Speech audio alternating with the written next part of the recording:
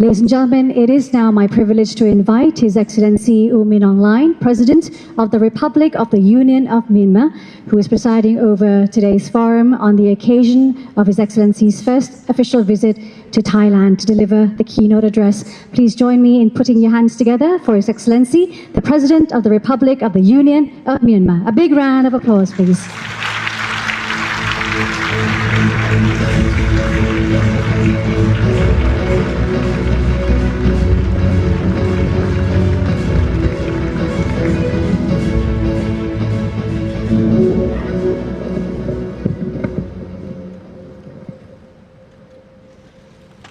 Surothai Baye Nanga Wuji Job Mr. Andutin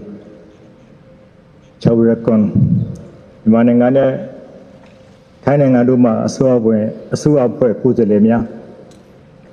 Siwa Lunga Shimane Edera Makamia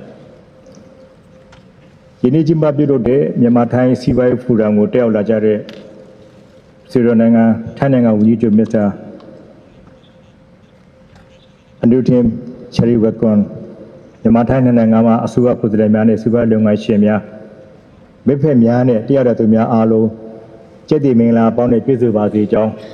Utanukun Satale Bari Savatiska General Tananga Kizema Gulu Nanga Siwai Bubon Samu Midian and Bube a ye bare Yamatai Siwai Fudam would tell me Gumpia Yada to be Goyomio Mi Bari Fudam Omio Season Jiba Bede Yamatai Time Yamachi Dema Tawi Chivi Bagum Yaule Juzu Dishidao Yajalu Bar Furaye Yamatai Siwai Bepe Bubon Sawe Mu Midi Anagai Nanaga Samina de Sura Gons and Egi Nananga Ja Apiana Jobume Siwai Bebe Siwai Bubon Sawe Muha Kawaii Madashi Pipo needed Kamaya Kekebi Apione Yansan Lonare Siwai and Seko Murigu Janja Kaine Samina de Tia Punan Belule General Yoji Bar Edero Makamia Yamananga Tainanganoha, Shilia Gomi, Jibi Nemechin Tisan and Jimia, Pion the Makatuni, Yejimu, Teleton Dansela, Padadiane Tamawen Chiji, Chikamia Shide, Yin, a go monomalo down the Shamere, Inijin Gondry, Wisi Sudi, Pijawa. The Nangantana Masasaya and Mananga Lula Yashigere. Tango is a Shikunega Sadi Tirongaki, who's a Seidu Madamo, Jolo, Nebon concession in Tangavile, Chapar. Taramasase, Tulamu Nicolas did in the house of Shikunema. Nananga Sasayu, Mahabuamia, Mipe, Sasai, Yatre, strategic partnership, a single in Angavar. A good kiss in Madame Yamatai, Pidu Miaja, Chiji, Yini Mune. Siwabu on Sa Mudugu, Pumo Aka, Kaimazebi, Data Drain, Siwai Pumbu Mudugule, Abi Midina Merule, General Yojiwar. Tabi Mamatan and Angasaloha, Data Drain Better Siwai Puba Samu, the Vodu Sajo ASEAN, Best Step Male, Data Drain Pidu, Joshi Zeme, Pubon Sawa Mupidia, you will be to Ruga Pubon Sawa, Hini Javare. To the Bedita Rita Wabio Mune, Siwai Pumutu de Mudu, Uti Samani de Ma Megon Data, Greater Megon, Subregion GMS, Megon Lancha Bubon Samu, Megon Lancha, Cooperation, Eabri Jopia Megon, Siwai Samu Mahabua, Akmek Sare, Sisi Nimale, Nini Gaga, Turuga Bubon Pawe, Agonepo Samalele, Shini Bare. Yamanangani, Sekomuru, Yinsaya, Chain Daima. Tananga, Missy Compitaza, Asayati Bigabi, Nalemu, Yoji Mune Apiana, Leza Mudu, Chikalu, Kuyi Bambu Peru, Kudele, Dima Bujuzu Disjonle, Tocha Luba. Edero Makamia Yamana Tanangandoha, Asia Powan and Amapidebi, Nemichi Tisa, Neonamaka. Siwai Gondai Yini Monamu, Swine, Kita Lugane, လူဆောင်အရေးမြစ်ဖူမှုတုတဲ့ရေးစတဲ့ကဏ္ဍတွေမှာအဓိကဆိုပူပေါင်းဆောင်ရွက်နေကြပါတယ်ဒါတွေကိုထပ်မံတိုးချက်အစစ်မြစ်တင်နိုင်တဲ့အခွင့်အရေးနာမည်လည်းရှိနေကြပါတယ်အဲ့ဒါတော့မြတ်ခင်ဗျာထိုင်းနိုင်ငံဟာမြန်မာနိုင်ငံရဲ့အဓိကကြပြီးအရေးပါဆုံးသောကုန်သွယ်ဘက်နိုင်ငံတစ်ခုဖြစ်ပြီးမြန်မာနိုင်ငံကနေထိုင်းနိုင်ငံဘက်ကိုတဘာဝတက်ကွေလျှက်ထွက်ကိုပစ္စည်းယူရက်ကုန်ပစ္စည်းများနဲ့အထည်လေးတွေကိုအဓိကတင်ပို့လက်ရှိပါတယ်ထိုင်းနိုင်ငံကရင်းနှီးမြှုပ်နှံမှုကုန်ပစ္စည်းတွေစက်ပစ္စည်းတွေမုတ်တရင်းနဲ့ဆက်ပစ္စည်းတွေစက်မှုလုပ်ငန်းတို့ပစ္စည်းတွေနဲ့လူသုံးကုန်ပစ္စည်းများစီးပွားများကိုလည်းအဓိကတင်ပို့လက်ရှိနေပါတယ်နိုင်ငံကုန်သွယ်မှု bilateral trade မှာပမာဏဟာ2025-2026ဘဏ္ဍာနှစ်မှာအမေရိကန်ဒေါ်လာ4ဘီလီယံကျော်နဲ့2025-26ဘဏ္ဍာနှစ်ရဲ့ဇွန်လအထိအမေရိကန်ဒေါ်လာ1ဘီလီယံကျော်တည်တည်ရှိခဲ့ပါတယ်ပြီးခဲ့တဲ့2022ခုနှစ်ကစတင်ပြီးယခုနှစ်ဇွန်လအထိဆိုရင်နိုင်ငံကုန်သွယ်မှုပမာဏအမေရိကန်ဒေါ်လာ20.58ဘီလီယံအထိရှိခဲ့ပါတယ်ဒီလိုအပြန်အလှန်ကုန်သွယ်မှုပုံစံဟာနိုင်ငံစီးပွားရေးကိုထောက်ကူပြုတာမှကပဲဒေသတွင်းတန်ဖိုးခွင်းဆက် regional value chain ဆိုဖွံ့ဖြိုးတိုးတက်ရေးအတွက်ပါအဓိကကျတဲ့အခန်းကဏ္ဍကပါဝင်ရှိနေပါတယ်ကျွန်တော်တို့နိုင်ငံကြားမှာနယ်နိမိတ်ဟာမိုင်ပေါင်း2400ကျော်ရှည်ထားပြီးရပ်ဖက်မှာရှိတဲ့လာအိုနိုင်ငံနဲ့ထိစပ်နေတဲ့သုံးနိုင်ငံစုံမကနေတောင်ဘက်အတ္တမပင်လယ်ကမ်းရိုးတန်းအထိထိစပ်လက်ရှိပြီးတော့မှမြန်မာထိုင်းနယ်စပ်ကုန်သွယ်ရေးဟာလည်းနိုင်ငံကုန်သွယ်ရေးကဏ္ဍမှာတော့အရေးပါတဲ့ကဏ္ဍမှာလည်းရှိနေတာကိုတွေ့ရှိရပါတယ်။ရောက်ဒီမဲဆောက်တချီလေးမဲဆိုင်စားတဲ့နယ်စပ်ဂိတ်တွေမှာနယ်စပ်ကုန်သွယ်ရေးနဲ့စီးပွားရေးစစ်စစ်မှုရဲ့အဓိကအသက်သွေးကြောလို့ဆိုနိုင်ပါတယ်။တစ်ဖက်မှာလည်းတရားမဝင်ကုန်သွယ်ရေးဂိတ်တွေနဲ့တရားမဝင်ကုန်သွယ်မှုကိုနိုင်ငံပူးပေါင်းတက်ဖြတ်သားဖို့လည်းလိုအပ်တဲ့ရှိနေတာကိုလည်းတွေ့ရှိရပါတယ်။တရားမဝင်ကုန်သွယ်မှုတွေကြောင့်နိုင်ငံရဲ့နိုင်ငံတော်ဗဏ္ဍာငွေတွေဆုံးရှုံးရတာမှကအရေးပေးမမီတဲ့သုံးစွဲသူတွေအတွက်အန္တရာယ်ဖြစ်စေတဲ့စားတောက်ကုန်တဲ့စီးပွားများဈေးကွက်အတွင်းမှာဝင်ရောက်လာတဲ့အန္တရာယ်ကိုလည်းဒေသခံများနဲ့စီးပွားလုပ်ငန်းရှင်များအနေနဲ့ဝိုင်းဝန်းကူညီတားဆီးပေးဖို့လည်းတိုက်တွန်းပြောကြားလိုပါတယ်။အဲ့ဒါတော့များခင်ဗျာလက်ရှိမှာထိုင်းနိုင်ငံဟာမြန်မာနိုင်ငံမှာပြည်စမမြောက်ရင်းနှီးမှုနှံမှုအများဆုံးနိုင်ငံဖြစ်ပြီးအမေရိကန်ဒေါ်လာ4,605.48 သန်းတန်ဖိုးရှိတဲ့ရင်းနှီးမြှုပ်နှံမှုလုပ်ငန်းပေါင်း103ခုလုပ်ငန်းဆောင်ရွက်လည်ရှိနေပါတယ်။ထိုင်းနိုင်ငံဟာမြန်မာနိုင်ငံရဲ့စွမ်းအင်ကဏ္ဍကုန်ထုတ်လုပ်မှုစိုက်ပျိုးရေးနဲ့သုံးကုန်ပစ္စည်းများစတဲ့အဓိကကဏ္ဍကြီးတွေမှာအကြီးမားဆုံးကုန်သွယ်ဘက်နဲ့အဓိကရင်းနှီးမြှုပ်နှံတဲ့နိုင်ငံအဖြစ်ကာလကြာရှည်စွာရပ်တည်ခဲ့တဲ့နိုင်ငံဖြစ်ပြီးလက်ရှိမှာရင်းနှီးမြှုပ်နှံမှုတန်ဖိုးအားလုံးရဲ့ 6.30% ရာခိုင်နှုန်းအမေရိကန်ဒေါ်လာ4,605.48 သန်းနဲ့ရင်းနှီးမြှုပ်နှံထားတာကိုလည်းတွေ့ရှိရပါတယ်။ထိုင်းနိုင်ငံအနေနဲ့မြန်မာနိုင်ငံရဲ့စိုက်ပျိုးရေးကဏ္ဍမွေးမြူရေးနဲ့ရေလုံငန်းကဏ္ဍတတုတူဖို့ရေးကဏ္ဍစက်မှုကဏ္ဍကျက်စစ်တာရန်နာရေနံနဲ့သဘာဝဓာတ်ငွေကဏ္ဍစောက်လုပ်ရေးကဏ္ဍတည်ယူပို့ဆောင်တဲ့ဆက်သွယ်ရေးကဏ္ဍဟိုတယ်နဲ့ခီးသွွားကဏ္ဍစက်မှုဆိုတည်ဆောက်မှုကဏ္ဍနဲ့ဝန်ဆောင်မှုကဏ္ဍတွေမှာရင်းနှီးမြှုပ်နှံမှုပြုလုပ်ထားတာကိုလည်းတွေ့ရှိရပါတယ်။အဲ့ဒါတော့ကြီးမှာခင်ဗျာယနေ့ကမ္ဘာကြီးဟာအပြန်အလှန်ချိတ်ဆက်မှုပုံမညမ်းဆာလာပြီးစီးပွားရေးအရာပေါင်းစည်းမှုပုံမတက်ရှင်းလာတဲ့မြထောက်ပံ့ပို့ဆောင်ရေးလမ်းကြောင်းမှနဲ့ဒေသတွင်းပေါင်းစည်းချိတ်ဆက်ပြီးတဲ့ကုန်သွယ်ရေးနဲ့စီးပွားရေးစင်တာများရဲ့အခမ်းကဏ္ဍအားလည်းအလွန်အရေးပါလာပါတယ်။မြန်မာနိုင်ငံဟာဖွံ့ဖြိုးတိုးတက်ရေးအတွက်ရေကန်ကောင်းတွေပိုင်ဆိုင်ထားပါတယ်။လူစွမ်းအရင်းမြစ်နဲ့တဘာဝတရားသာတအရင်းမြစ်များပေါ်ကျော်သွားတဲ့ပြင်မဟာဗျူဟာကျတဲ့ပထဝီအနေအထားကိုလည်းပိုင်ဆိုင်ထားပါတယ်။ကျွန်တော်မြန်မာနိုင်ငံဟာအရှေ့တောင်အာရှတောင်အာရှတို့တဲ့ပေါင်းကူးကုန်းမြေပေါင်းကူးတရား land bridge တွေတည်ရှိနေပါတယ်။ပထဝီအနေအထားအရပစိဖိတ်သမုဒ္ဒရာနဲ့အိန္ဒိယသမုဒ္ဒရာနှစ်ဆင်းတို့ကိုဆက်ဆက်ပေးထားတဲ့အတွက်အနာဂတ်ပင်လယ်ရေကြောင်းတည်ပို့ဆောင်ရေးကဏ္ဍမှာလည်းအချက်ချကြတဲ့နေရာမှာတည်ရှိနေတာဖြစ်ပါတယ်။ဒေသတွင်းစီးပွားရေး ဈေးကွက်များအကြမှာကုန်သွယ်ရေးနဲ့တည်ယူပို့ဆောင်ရေးချိတ်ဆက်မှုတွေကို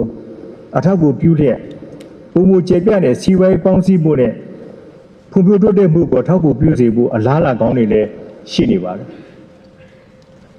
ဒီလိုပါထူးစီးပွားရေးဆိုကြောက်ပြူထူးစီးပွားရေးဆိုတဝက်ထူးစီးပွားရေးဆိုနဲ့ရေတက်စီကစီမံကိန်းခင်းတို့လည်းပေါ်ဆောင်လေးရှိနေပါတယ်တဝက်ရေတက်စီကဟာထိုင်းနိုင်ငံနဲ့နီးကပ်ဆိုရှိပြီးထိုင်းနိုင်ငံအတွက်တောင်အာရှနဲ့အနောက်အာရှတို့အတွက်အနည်းဆုံးကုန်တင်ပို့နိုင်တဲ့နေရာတစ်ခုလည်းဖြစ်ပါတယ်ဒါပြင်ဒီဘက်မှာစီးပွားရေးစင်ကြံမြန်မာအိန္ဒိယကရဏဘက်သို့ပို့ဆောင်တဲ့ပို့ဆောင်စီမံကိန်းမြန်မာထိုင်းအိန္ဒိယသုံးနိုင်ငံဝေးပြီးလမ်းမကြီးအစီအစဉ်တွေဟာလည်းဒေသတွင်းနဲ့နိုင်ငံတကာကုန်သွယ်ရေးမှာမြန်မာနိုင်ငံကအဓိကနေရာကပါဝင်နေပါတယ်အာရှဝေးပြီးလမ်းမကြီးနဲ့အာရှထက်ကျော်ရထားလမ်းကွန်ရက်တစ်ခုစလုံးရဲ့အစိပ်ပိုင်းဖြစ်တဲ့ဒေသရေးထောက်ပံ့ပို့ဆောင်ရေးကိုယ်များချိတ်ဆက်ဖို့ခွင့်လန်းကောင်းများလည်းပိုင်ဆိုင်ထားပါတယ်အဲ့ဒါတော်ကြီးများခင်ဗျာစိုက်ပျိုးရေးအခြေခံတဲ့မြန်မာနိုင်ငံကစိုက်ပျိုးရေးကိုအခြေခံတဲ့နိုင်ငံဖြစ်ပြီးပေါ်ကျွေကျော်ဝပေါ်များထားတဲ့အရင်းမြစ်များနဲ့အလားအလာကောင်းများလည်းရှိနေပါတယ်နိုင်ငံရဲ့လက်ရှိလိုအပ်ချက်ကိုဖြည့်ဆည်းပေးနိုင်ဖို့အတွက်စွမ်းရည်စရာအခြေခံစောင့်ရင်းနှီးမြှုပ်နှံမှုကိုအလေးတိုင်းဖြစ်ပေါ်လက်ရှိပြီးစိုက်ပျိုးရေးမွေးမြူရေးနဲ့လေယာအခြေခံကုန်ထုတ်လုပ်ငန်းတွေပြန်လည်ပြည့်ဖြိုးမဲ့စွမ်းရည်ထုတ်လုပ်မှုလုပ်ငန်းတွေပညာရေးကျန်းမာရေးနည်းပညာနဲ့ digital ဝန်ဆောင်မှုလုပ်ငန်းတွေမှာလာရောက်ရင်းနှီးမြှုပ်နှံဖို့လည်းဖိတ်ခေါ်လိုပါတယ်ဓမ္မယောဇာထုတ်လုပ်ခြင်းအများပြည်သူတည်ပို့ဆောင်ရေးလက်စစ်သုံးရင်ထုတ်လုပ်ခြင်းဘိလက်မြေထုတ်လုပ်ခြင်းတမ္မဏိထုတ်လုပ်ခြင်းစိုက်ပျိုးရေးနဲ့မွေးမြူတံပိုးမြစ်ထုတ်ကုန်ပစ္စည်းမှထုတ်လုပ်ခြင်းစေဝါနဲ့ဆေးပစ္စည်းကိရိယာမှထုတ်လုပ်ခြင်းစတဲ့လုပ်ငန်းတွေကိုလည်းအားပေးဖိတ်ခေါ်လည်းရှိနေပါတယ်။ဒါပြည်သူထုတ်ကုန်တွေကိုအခြေခံနဲ့အစိမ့်မြင့်ရဘာထုတ်လုပ်ခြင်းရဘာအခြေခံဒီဘောကနဲ့တရားထုတ်လုပ်ရေးလုပ်ငန်းတွေကိုလည်းဖွံ့ဖြိုးတိုးတက်လာအောင်အားပေးဆောင်လည်းရှိတဲ့အတွက်ထိုင်းလုပ်ငန်းရှင်များတွေနဲ့လည်းဒီကဏ္ဍမှာရင်းနှီးမှုနိုင်မဲ့အခွင့်အလမ်းများလည်းရှိနေပါတယ်။ထိုင်းနိုင်ငံဟာအစိမ့်မြင့်ကျန်းမာရေးဝန်ဆောင်မှုများထွန်းကားပါတယ်။ဒါကြောင့်နိုင်ငံပူးပေါင်းဆောင်ရွက်မှုနဲ့ကျန်းမာရေးဝန်ဆောင်မှုလုပ်ငန်းတွေမှာလည်းအရောက်ရင်းနှီးမြှုပ်နှံဖို့လည်းဖိတ်ခေါ်လိုပါတယ်။နိုင်ငံခြားကုန်သွယ်မှုနဲ့စီးပွားရေးပူးပေါင်းဆောင်မှုမြင့်တင်ဖို့အတွက်ပူဇော်ဆက်တဲ့ချိတ်ဆက်မှုဟာလည်းအလွန်အရေးကြီးပါတယ်။အိန္ဒိယမြန်မာထိုင်းသုံးနိုင်ငံဝေးပြေးလမ်းမကြီးဟာနိုင်ငံကုန်သွယ်မှုကိုဒါမှကအာဆက်တဲ့အာဆီယံစီးပွားရေးစင်ကြံကိုပါဖွင့်လှစ်ပေးမဲ့တော့ချက်လည်းဖြစ်ပါတယ်။ဒါကြောင့်မြဝတီတချီလိကော်တောင်းစားတဲ့ဒေသဒေသတွေမှာဒေသဒေသစီးပွားရေးစုံများနဲ့ထောက်ပံ့ရေးတည်ပို့ဆောင်လုပ်ငန်းတွေမှာလည်းရင်းနှီးမြှုပ်နှံဖို့လည်းခွင့်လန်းကောင်းများရှိနေပါတယ်။အဲ့ဒါတော့မြတ်ခင်ဗျာကျွန်တော်တို့ဆိုရအနေနဲ့ပြည်တွင်းပြည်ပရင်းနှီးမြှုပ်နှံမှုတွေကိုတိုးတက်လာစေဖို့တဲ့ဆောင်ရွက်လက်ရှိရမှာပုံမှုရှိလင်းခိုင်မာပြီးပွင့်လင်းမြင်သာတဲ့စီဝဲပတ်ဝန်းကျင်ကောင်းတစ်ခုဖန်တီးပေးဖို့တို့ထုတ်လုပ်နည်းတွေကိုလွယ်ကူချုံးမွေ့အောင်ပြုပြင်ပြောင်းလဲမှုနဲ့တည်တော်တဲ့မူဝါဒဆိုင်ရာကုညီပံ့ပိုးမှုတွေပေးနိုင်ဖို့အစဉ်တစိုက်ကြိုးပမ်းဆောင်ရွက်လက်ရှိနေပါတယ်မြန်မာနိုင်ငံနဲ့ထိုင်းနိုင်ငံတို့ကြားမှာရင်းနှီးမြှုပ်နှံမှုများမြင့်တင်ရေးနဲ့အကာအကွယ်ပေးဆိုင်ရာသဘောတူစာချုပ်ဟာ2012ခုနှစ်ဇွန်လ18ရက်နေ့ကစပြီးအသက်ဝင်ခဲ့ပြီဖြစ်တဲ့အတွက်ယုံကြည်စိတ်ချစွာရင်းနှီးမြှုပ်နှံမှုပြုလုပ်ဖို့လည်းတိုက်တွန်းပြောကြားလိုပါတယ်အလားတူပါပဲမြန်မာနိုင်ငံမှာပြည်တွင်းထုတ်လုပ်မှုနဲ့ရင်းနှီးမြှုပ်နှံမှုတွေကိုအကာအကွယ်ပေးနိုင်ဖို့တဲ့မူပန်ပေးဥပဒေ၄ရပ်ကိုလည်း2024ခုနှစ်မှာအပြည့်အဝအကောင့်ထဲပေါ်နေပြီဖြစ်ပါတယ်လက်ရှိမှာမြန်မာနဲ့ထိုင်းနိုင်ငံတို့ကြားမှာကုန်သွယ်မှုမြင့်တင်နိုင်ဖို့နဲ့ကုန်စည်စီးဆင်းမှုမြန်ဆန်ချုံးပွေစေဖို့တဲ့ထိုင်းမြန်မာနှစ်နိုင်ငံအတွက်ဒေသဒေသမှာမြန်မာကျပ်ငွေနဲ့ဘတ်ဓာတ်ရိုက်အသုံးပြုပေးချေနိုင်ဖို့ကိုလည်း2022ခုနှစ်ကနေစတင်ခဲ့ပြီးဖြစ်ပါတယ်ဒီနှစ်နိုင်ငံကုန်သွယ်မှုတမကနှစ်နိုင်ငံစီးပွားရေးပူးပေါင်းဆောင်မှုတို့အတွက်လည်းများစွာအထောက်အကူပြုဆောင်နေမှာလည်းဖြစ်ပါတယ်ကျွန်တော်တို့အစိုးရအနေနဲ့အရေးကြီးပြုပါပြီးတန်ရုံမှုရှိတဲ့ရင်းနှီးမြှုပ်နှံမှုတွေကိုအထူးအားပေးဖိတ်ခေါ်နေပြီးရရှိတည်တတ်မဲ့ဂေဟစနစ်နဲ့စီးပွားရေးဟန်ချက်ညီဖို့ရှိစေဖို့တည်းလည်းအလေးထားဆောင်ရွက်လက်ရှိနေပါတယ်နိုင်ငံတော်အနေနဲ့လိုအပ်တာတွေကိုအတတ်နိုင်ဆုံး ပံ့ပိုးပေးသွားမှာဖြစ်ကြောင်းလည်းပြောကြားလိုပါတယ်ကျွန်တော်တို့ဆိုရအနေနဲ့နိုင်ငံရေးစီးပွားရေးပတ်ဝန်းကျင်နဲ့ရင်းနှီးမြှုပ်နှံမှုပတ်ဝန်းကျင်ပုံပုံကောင်းမွန်လာစေဖို့အတွက်စီးပွားရေးဆိုင်ပြည်ပြင်ပြောင်းလဲမှုတွေဥပမာလက်စစ်သုံးရေမြန် EV ပြတိုးတက်ရေးနဲ့ဆက်ဆက်လုပ်ငန်းတွေမှာရင်းနှီးမြှုပ်နှံနေဖို့အတွက်လည်းအကောက်ခွန်နှုန်းထားများကိုလည်းလျှော့ချပေးလျက်ရှိနေပါတယ်အထူးသဖြင့်လူလူတွေများကိုပြန်လည်သုံးသပ်ခြင်းဒေသတွင်းမိဖက်နိုင်ငံတွေကစီးပွားလုပ်ငန်းရှိများနဲ့ပူးပေါင်းဆောင်ရွက်ခြင်းမှတစ်ဆင့်အသေးစားအငယ်စားနဲ့အလတ်စားစီးပွားလုပ်ငန်းများဖွံ့ဖြိုးတိုးတက်စေဖို့လည်းကြိုးပမ်းဆောင်ရွက်လျက်ရှိနေပါတယ်အသေးစားအငယ်စားနဲ့အလတ်စားစီးပွားလုပ်ငန်းများ MSME တွေဟာကျွန်တော်တို့နိုင်ငံရေးစီးပွားရေးမောင်းနှင်အားလည်းဖြစ်ပါတယ်လုပ်ငန်းစဉ်များကိုပုံမှုလွယ်ကူအောင်မြင်အောင် Digital စနစ်ကိုအသွင်ကူးပြောင်းဆောင်ရွက်လျက်ရှိရမှာမြန်မာ Digital လမ်းပြမြေပုံ2030ကိုလည်းရေးဆွဲဖော်ဆောင်လျက်ရှိနေပါတယ်မြန်မာနိုင်ငံလေဘာရာသီဥတုကောင်းမွန်တဲ့တောင်ပေါ်ဒေသမှာမြေဧရိယာဧက1000ခန့်ကျယ်ဝန်းတဲ့ရတနာပိုဆိုင်ဘာစီတီစီမံကိန်းကိုလည်းအကောင့်တွေပေါ်ဆောင်နေတာဖြစ်လို့စေဝန်စားတဲ့ထိုင်းနိုင်ငံမှာရင်းနှီးမြှုပ်နှံသူတွေအနေနဲ့ဒါကြောင့်ရင်းနှီးမြှုပ်နှံကြဖို့လည်းဖိတ်ခေါ်တော်ပါတယ်အဲ့ဒါတော့ကြီးများခင်ဗျာညီကုန်းချုပ်အနေနဲ့ရင်းနှီးကျင်းပတဲ့ဖူရန်ကနေတဆင့်နိုင်ငံစီးပွားပူးပေါင်းဆောင်မှုအခန်းတစ်တစ်ရပ်ကိုတရထနိုင်မှာဖြစ်ပြီးကုန်သွယ်ရေးရင်းနှီးမြှုပ်နှံမှုနေဆက်ကုန်သွယ်ရေးနဲ့ဒေသတွင်းစီးပွားရေးကွန်ရက်ချိတ်ဆက်မှုတွေပုံမှုတိုးတက်ခိုင်မာလာစေဖို့အားလုံးကလက်တွဲဆောင်ရွက်ကြဖို့တိုက်တွန်းလိုပါတယ်။စုပေါင်းဆောင်ရွက်ကနေတစဉ်ကုန်သွယ်ရေးနဲ့ရင်းနှီးမြှုပ်နှံမှုခရီးသွားလာရေးပြည်သူချင်းအတန်နဲ့ထိတွေ့ဆက်ဆံမှုအပါအဝင်နိုင်ငံအကျိုးပြုစေမဲ့ကဏ္ဍသူပူးပေါင်းဆောင်ရွက်မှုတွေကိုလည်းတိုးတက်အကောင့်ထဲပေါ်နိုင်မယ်လို့လည်းအပြည့်အဝယုံကြည်ထားပါတယ်။မြန်မာနိုင်ငံရဲ့သဘာဝအရေးမြစ်အားသာချက်တွေကိုထိုင်းစီးပွားလုပ်ငန်းရှင်များရဲ့ဤပညာအရေးနှီးနဲ့စီမံခန့်ခွဲမှုအတွေ့အကြုံစတာတွေပေါင်းစပ်လိုက်မယ်ဆိုရင်မျိုးတစ်ပဲအပြန်အလှန်အကျိုးဖြစ်စေမဲ့ဝင်စီးပွားရေးပတ်ဝန်းကျင်ကိုလည်းပုံမခိုင်မာအောင်တည်ဆောက်နိုင်မယ်လို့လည်းကျွန်တော်ယုံကြည်ပါတယ်။ဒါပေမဲ့စီးပွားလုပ်ငန်းရှင်များကြားရှေ့ဆက်မှုများပုံမအားကောင်းပြီးစီးပွားရေးဆိုင်ရာပူးပေါင်းဆောင်မှုခွင့်လန်းများနဲ့ရလက်ကောင်းတွေပုံမခံမြဲဆိုတာတိုးတက်ပါစေကြောင်းစုမုံကောင်းတိုင်းဒီကိုချုပ်ပါတယ်အားလုံးကျေးဇူးတင်ပါတယ်ခင်ဗျာ Thank you very much, Your Excellency. U Min Aung Hlaing, President of Myanmar. Thank you very much for your inspiring remarks. Please kindly remain on stage. Up next is a commemorative photo session. ค่ะสวัสดีคุณผู้ชม The Reporters อีกครั้งหนึ่งนะคะเมื่อสักครู่เป็นการกล่าวสุนทรพจน์ค่ะของทั้งนายอนุทินชาญวีรกูลนายกรัฐมนตรีของไทยนะคะรวมไปถึงทางมินอองไลน์ค่ะคุณผู้ชมทางประธานาธิบดีของเมียนมาค่ะซึ่งโดยสรุปเนี่ยนะคะคุณผู้ชมคุณอนุทินได้บอกค่ะว่ารัฐบาลของทั้งสองประเทศเนี่ยพร้อมสนับสนุนให้ภาคธุรกิจและผู้ประกอบการทำงานร่วมกันอย่างใกล้ชิดนะคะเพื่อสร้างอนาคตทางเศรษฐกิจร่วมกันมินอองไลน์ค่ะคุณผู้ชมบอกว่ามีการพูดถึงนะคะเรื่องของอนาคตแล้วก็การส่งเสริมการเป็นหุ้นส่วนทางเศรษฐกิจระหว่างไทยเมียนมา